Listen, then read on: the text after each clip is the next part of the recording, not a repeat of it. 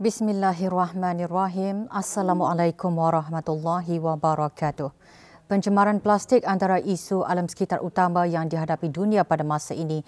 Justru kedaya tahanan merupakan penyelesaian menyeluruh bagi semua masalah alam sekitar. Dalam konteks mencapai persekitaran yang bersih, selamat, sihat dan mampan, jelas Menteri Pembangunan adalah penting untuk mengekalkan keseimbangan ekologi dalam persekitaran semula jadi bumi dan memelihara sumber semula jadi untuk menyokong kesejahteraan generasi masa depan. Berucap pada Majlis Perasmian Minggu Alam Sekitar 2023, Yang Berhormat Datuk Seri Setia Awang Haji Muhammad Juanda bin Haji Abdul Rashid menyatakan negara Brunei Darussalam menerapkan penjagaan alam sekitar dan memastikan kedaya tahanannya ke dalam agenda pembangunan. Juga dicadangkan 3P untuk memastikan usaha mengekalkan alam sekitar yang berdaya tahan iaitu pengetahuan, pimpin dan penyertaan. Many measures, initiatives, policies and regulations have been implemented and put in place for this purpose. This includes, among others, the enactment of the Environmental Protection and Management Act, Chapter 240. As its name suggests, this act has the sole purpose of protecting and properly managing the environment with the objective for environmental pollution to be prevented or at least minimized. Dengan tema Road Towards a Sustainable Environment #BeTheSolution, Minggu Alam Sekitar diadakan bersempena Brunei MICE 2023 dan ulang tahun ke-50 sambutan Hari Alam Sekitar Sedunia. Juga diadakan pembentangan tentang komitmen untuk mengekalkan usaha kerjasama dengan semua negara anggota ASEAN ke arah ASEAN yang berdaya tahan. Turut diselajurkan penyampaian hadiah bagi pertandingan video pendek anjuran Jabatan Alam Sekitar Taman dan Rekreasi Justri. Minggu Alam Sekitar berlangsung sehingga hari ini di Dewan Chancellor UBD.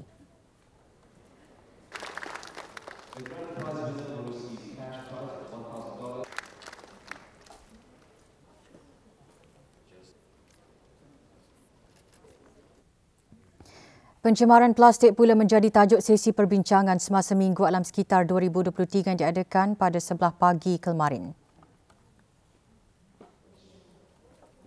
Hadir Jurutera Awang Haji Amir Hishamuddin bin Pihin Orang Kaya Amar Pahlawan Datuk Seri Setia Awang Haji Zakaria Setiausaha Tetap Infrastruktur, Perumahan dan Profesional Kementerian Pembangunan. Sesi diharap dapat menggalakkan pertukaran idea dan pengalaman yang bermakna dalam menangani krisis global iaitu pencemaran plastik.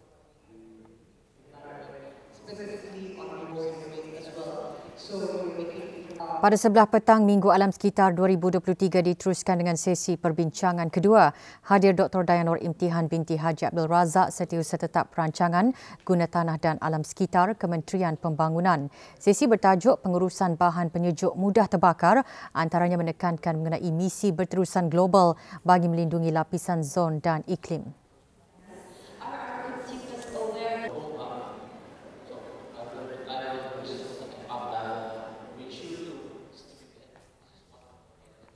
Pusat Penyelidikan Pengangkutan Universiti Teknologi Brunei UTB dan Grand Motors Sdn Bhd menandatangani memorandum perjanjian MOA bagi membolehkan kerjasama penyelidikan bertujuan bagi kemajuan stesen pengecasan kenderaan elektrik EV.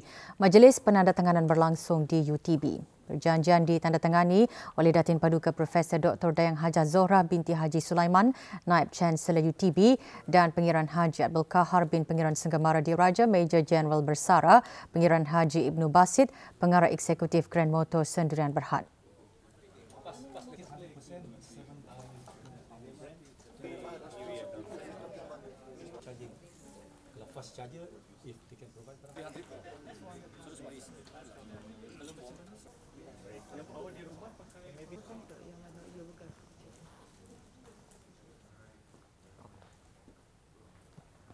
Penubuhan Persatuan Universiti Islam Asia AIUM menjadi wadah meningkatkan identiti serantau, memupuk kesaling hubungan dan kebergantungan dengan organisasi serantau dan antarabangsa dalam memacu aktiviti pendidikan dan penyelidikan. Universiti Islam Sultan Sharif Ali Yunisa buat julung kali menjadi tuan rumah mesyuarat agung tahunan ke-13 persatuan tersebut. Ia diadakan bagi membangunkan rangka kerjasama universiti-universiti di peringkat Asia dan kebangsaan di samping mempromosikan pendidikan Islam melalui universiti-universiti yang terlibat. Mesyuarat berlangsung di The Empire Brunei, Jerudong. Hadir Dr. Haji Nur Afan bin Haji Zainal Rektor UNISA yang juga Timbalan Presiden AIUA. Mesyuarat agung tahun ini dipengerusikan oleh Profesor Dr. Mujibur Rahman, Presiden AIUA yang juga Rektor Universitas Islam Negeri Antasari, Banjarmasin, Indonesia. AIUA dianggotai oleh 78 ahli terdiri daripada institusi pengajian tinggi dari Indonesia, negara Brunei Darussalam, Thailand, Maldives, Filipina dan Malaysia.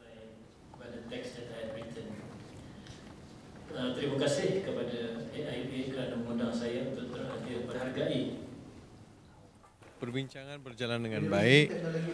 Gabungan antara universiti-universiti Islam di Asia. Di antara dapatan yang kita bincang tadi, bagaimana kita nak lanjutkan MOU, MOA, Memorandum of Understanding, memorandum yang melibatkan kajian, penerbitan, perkongsian pengalaman, penganjuran seminar. Dan juga telah kita bincangkan bagaimana kita nak terbitkan jurnal secara bersama, dan yang paling mustahak adalah untuk melibatkan pelajar-pelajar kita supaya dapat turut dalam aktiviti mobility dalam kalangan universiti-universiti. Mesyuarat turut diserikan dengan persidangan antarabangsa Universiti Islam ICIU selama 2 hari yang bermula kemarin di Empire, Brunei. Three study programs, which is digital business, entrepreneurship, and also international trades. Our vision and mission more. Perkembangan rombongan haji di Tanah Suci, pegawai-pegawai dari Pejabat Urusan Jemaah Haji, Pentadbiran dan Perubatan meninjau persiapan terakhir sebelum mengalu-alukan ketibaan jemaah haji negara Brunei Darussalam menjelang tibanya hari ukuf dan melontara. Kelengkapan kemah dan kemudahan asas yang lain dipastikan siap sepenuhnya bagi kemudahan jemaah negara. Kemah dan kemudahan di Arafah dan Mina hampir serupa, namun jemaah akan berada lebih lama di Mina bagi menyempurnakan melontar 3 jamrah pada hari-hari tasyrik. Rombongan pegawai petugas haji tiba di Arafah sehari lebih awal, iaitu pada hari Isnin 8 Zulhijjah. Sementara itu, jemaah haji negara akan tiba pada hari ini 9 Zulhijjah.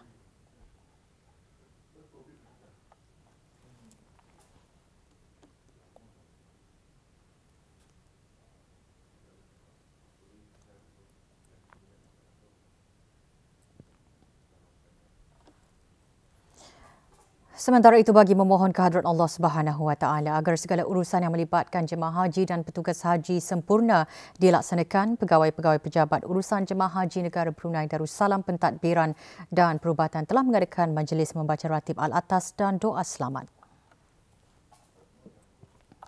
Hari Arafah ialah kemuncak haji. Para jemaah haji dari seluruh dunia akan berada di bumi Arafah selepas tergelincir matahari pada 9 Zulhijjah hingga terbit fajar pada 10 Zulhijjah. Petugas-petugas haji, pentadbiran dan perubatan akan memeduli segala keperluan dan kesejahteraan para jemaah negara sepanjang berada di Tanah Suci.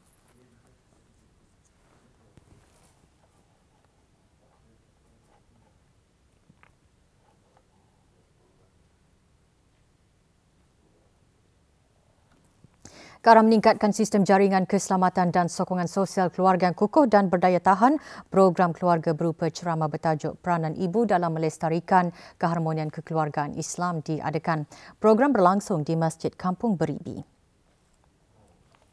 Ceramah juga diharap dapat memberi panduan kepada para muslimah mengenai peranan ibu dalam membimbing anak-anak tanpa mengira usia sehingga dapat membina hubungan keluarga yang sentiasa harmoni dan bahagia berlandaskan ajaran agama Islam.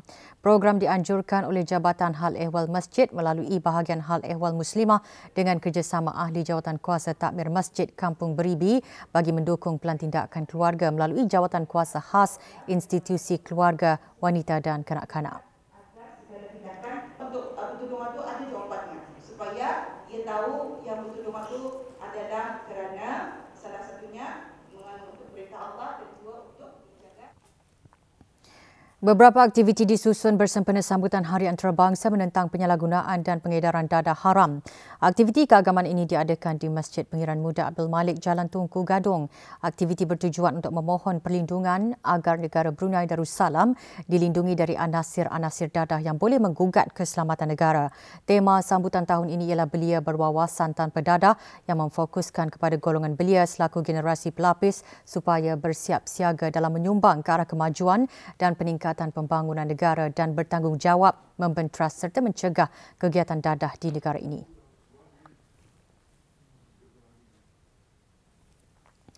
Sebuah syarikat dikenakan denda kompaun kerana didapati melanggar Akta Kesalahan-Kesalahan Rampaian 2021 membuang sampah di tempat awam. Yashvin Sendirian Berhad dikenakan denda kompaun RM500 dan dikehendaki untuk menjelaskan kompaun dalam tempoh 7 hari. Jika gagal membayar denda, syarikat tersebut boleh dihadapkan ke mahkamah. Jika sabit kesalahan, boleh dikenakan hukuman denda tidak kurang dari RM2,000 dan tidak melebihi RM10,000.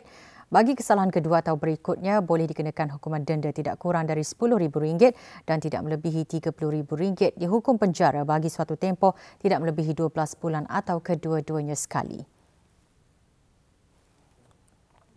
Pusat Pendermaan Darah di Jabatan Perkhidmatan Makmal Kementerian Kesihatan akan mengadakan kempen derma darah.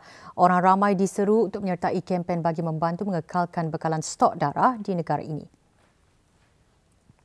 Pada esok 28 Jun 2023, kempen akan diadakan di Waho Mall, Manggis bermula 10 pagi hingga 2.30 petang. Tempahan slot melalui aplikasi Blood Card adalah sangat digalakkan.